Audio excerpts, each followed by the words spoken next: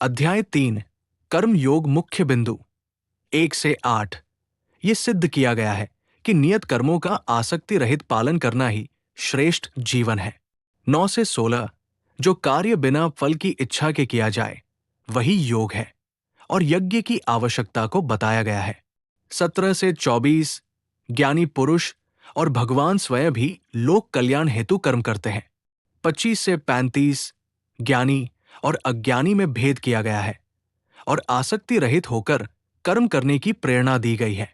36 से 43 काम और क्रोध का वर्णन और उन्हें जीतने का उपाय बताया गया है। श्लोकों का अनुवाद 1 से 43 3.1 अर्जुन ने कहा, हे कृष्ण, यदि आपका मत है कि ज्ञान कर्म से श्रेष्ठ है तो आप मुझे इस भयंकर युद्ध में क्यों लगाते हैं? 3.2 आप अपने परस्पर विरोधी वचनों से मेरी बुद्धि को भ्रमित कर रहे हैं।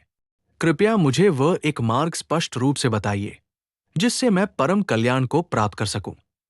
3.3 भगवान बोले, हे निष्पाप अर्जुन, इस संसार में 2 प्रकार की साधनाएं कही गई हैं, ज्ञान योग, सांख्य योग ज्ञानियों के लिए और कर्मयोग, निष्काम कर्म कर्मयोगियों के लिए।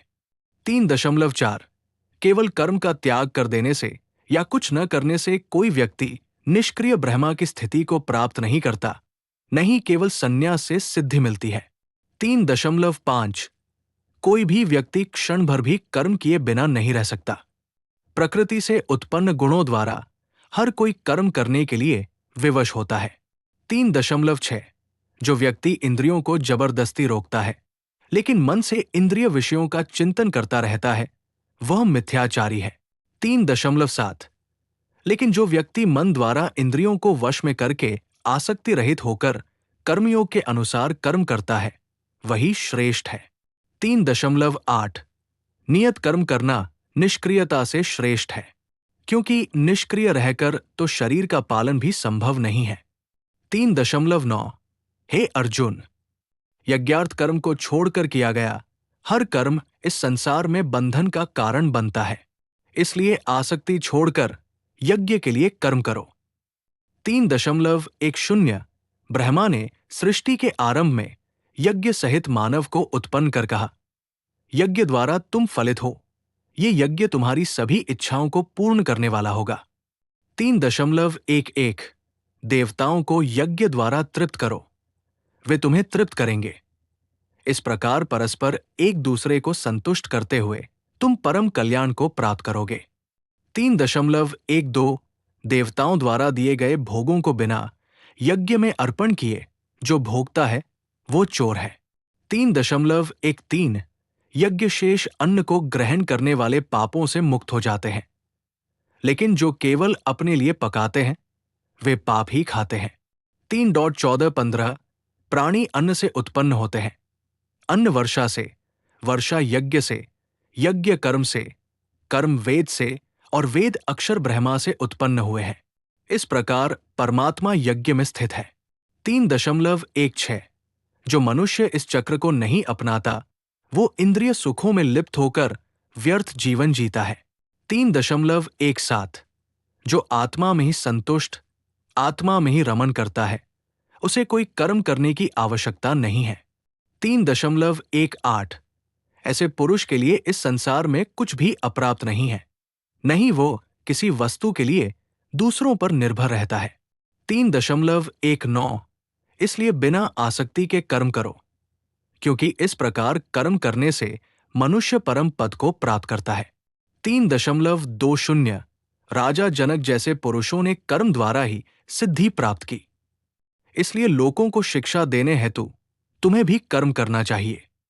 3.21 जो आदर्श कोई श्रेष्ठ पुरुष स्थापित करता है उसी का अनुकरण अन्य लोग करते हैं।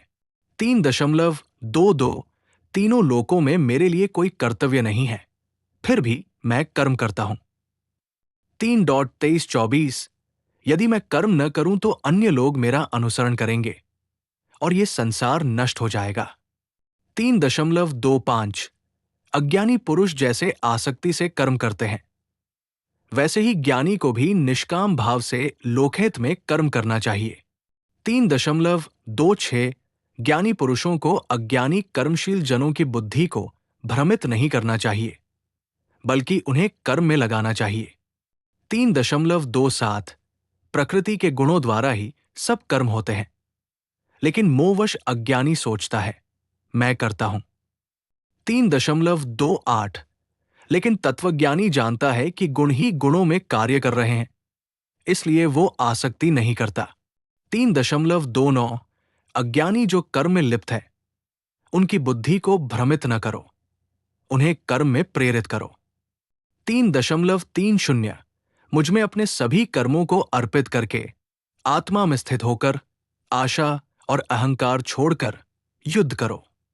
3.31 जो पुरुष श्रद्धा से मेरे इस उपदेश का पालन करते हैं, वे कर्म बंधन से मुक्त हो जाते हैं। 3.32 लेकिन जो मेरी इस शिक्षा की निंदा करते हैं, वे अज्ञानी हैं और उनका सर्वनाश निश्चित है। 3.33 ज्ञानी पुरुष भी अपनी प्रकृति के अनुसार कर्म करता है, प्राणी प्रकृति के अनुसार चलते हैं। संयम से क्या होगा? 3.34 इंद्रियों में राग और द्वेष स्थित होते हैं, ये व्यक्ति के शत्रु हैं, इनसे वश में नहीं होना चाहिए। 3.35 अपने स्वधर्म का पालन करना, चाहे वो दोषयुक्त हो, परधर्म से श्रेष्ठ है। परधर्म का पालन भयकारक है। 3.36 अर्जुन ने पूछा, हे कृष्ण, मनुष्य इच्छा न होते हुए भी पाप कैसे करता है? 3.37 श्री भगवान बोले, ये काम है, ये क्रोध है, रजोगुण से उत्पन्न ये सब कुछ नष्ट करने वाला ये शत्रु है। 3.38 जैसे अग्नि को धुआं, दर्पण को धूल, गर्भ को झिल्ली ढक देती है, वैसे ही ये काम ज्ञान को ढक देता है। 3.39 ये काम जो कि अग्नि के समान तृप्त नहीं होता, ज्ञान को ढक देता है, ये ज्ञानी का शत्रु है। 3.40 इंद्रिया, मन और बुद्धि ये काम के स्थान है, ये ज्ञान को ढककर जीव को मोह में डालते हैं। 3.41 इसलिए पहले इंद्रियों को वश में करके इस पापी काम रूपी शत्रु का नाश कर दो। 3.42 इंद्रिया शरीर से श्रेष्ठ है, मन इंद्रियों से श्रेष्ठ है, बुद्धि मन से श्रेष्ठ है और आत्मा बुद्धि से भी श्रेष्ठ है। 3.43 हे महाबाहो, इस प्रकार आत्मा को बुद्धि से जानकर मन को बुद्धि से वश में करके काम रूपी शत्रु को मारो। If you like this video, please like and subscribe.